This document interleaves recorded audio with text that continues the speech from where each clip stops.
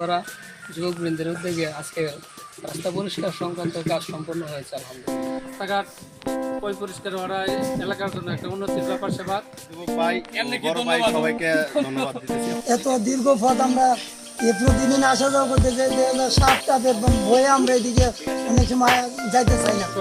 আরো বড় বড় কাজ করা আমাদের পক্ষে সম্ভব হবে বলে আমি আশা করি।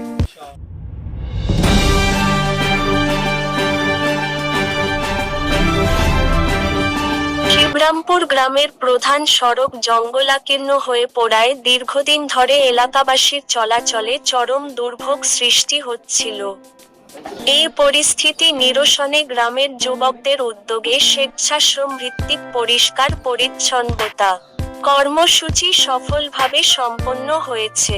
উক্ত কর্মসূচিতে গ্রামের যুবকরা স্বতঃস্ফূর্তভাবে অংশগ্রহণ করে রাস্তার দুই পাশের ঝোপঝাড় ও আগাছা পরিষ্কার করেন। যার উদ্যোগে আজকে এই কাজ ইসলাম বেড়া ইসলাম না ইসমাইল কাকা আমাদের বসে মিলে করি কাজ বাড়ি দিতে নেহিলে আজ এটার বাস্তব নমুনা হইল আজকে যে আমরা যে কাজটা করছি।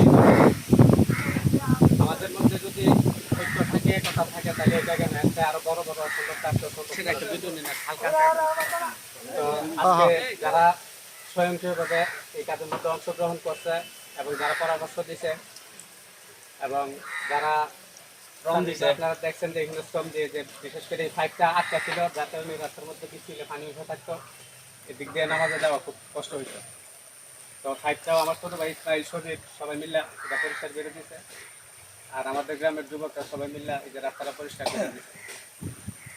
তো আমি একটা কথাই বলবো এটা যে আমরা যেন সবসময় আমাদের এই একতাটা ধরে রাখার চেষ্টা করি, কোনোভাবে যেন আমাদের মধ্যে আটল না ধরে, কিন্তু আক্রোশে পরিণত না করি।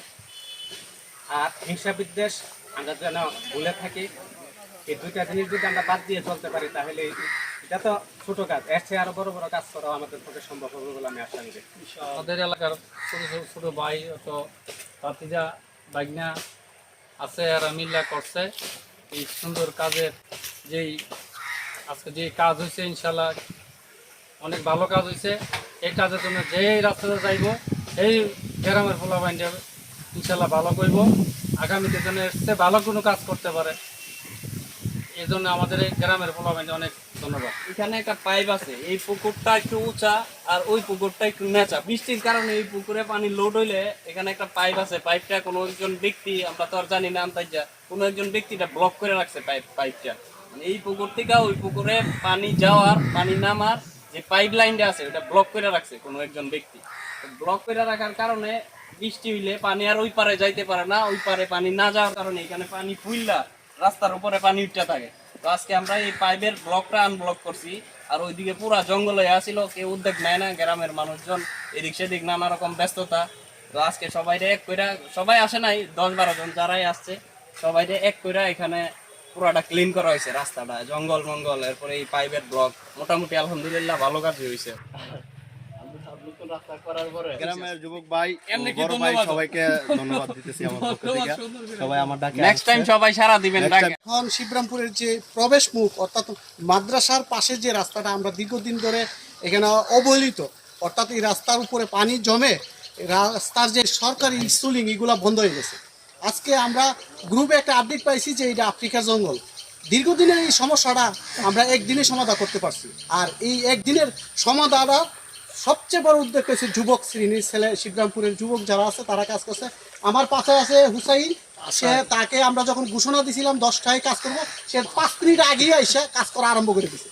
অর্থাৎ আমাদের সাথে মানে রাস্তার একদম পশ্চিম থেকে, হ্যাঁ একদম পশ্চিম থেকে পূর্ব সীমানা পর্যন্ত তার সবচেয়ে বেশি শ্রম সে কাজ করেছে। এবং আমাদের সাথে যারা আছেন ইউসুফ আছেন, হ্যাঁ ইউসুফ আছেন, শাকিল আছে, তারপরে সজীব আছে, সবাই কাজ করেছে আছে।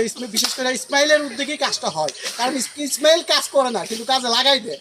তারপরে আজকে অনেক কাজ করছে আমাদের খাল নিষ্কাশনের কাজটা ইসমাইলের অবদান এবং সজীব, তাদের যেটা আমাদের অর্থের প্রয়োজন ছিল।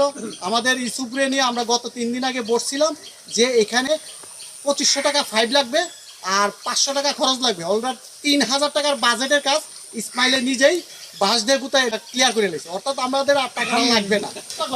জি আলহামদুলিল্লাহ খুব ভালো হয়েছে, কারণ এত দীর্ঘ পথ আমরা এ প্রতিদিন আসা যাওয়া করতে যে সাপ টাপের ভয়ে আমরা এদিকে অনেক সময় যাইতে চাই না, কিন্তু আলহামদুলিল্লাহ এখন তো নির্দ্বিধা যাইতে পারবো, কোনো সমস্যা নেই।